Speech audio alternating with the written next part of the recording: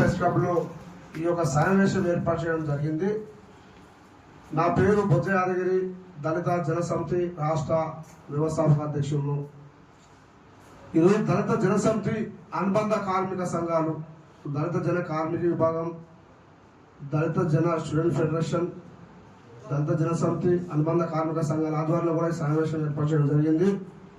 కాబట్టి ఈ సమావేశం ముఖ్య ఉద్దేశం ఏంటంటే, మందకృష్ణ గారు 30 సంవత్సరాలు సుదీర్ఘ పోరాటం చేసిన మాదిగలు. కాబట్టి ఆ యొక్క పోరాటాలను గుర్తించి సుప్రీంకోర్టు ఎస్సీ వర్గీకరణకు అమలు చేయడం జరిగింది. కాబట్టి మరి దాన్ని అడ్డుకోవాలని చెప్పి మన మాల సోదరులు చూస్తూ ఉన్నారు.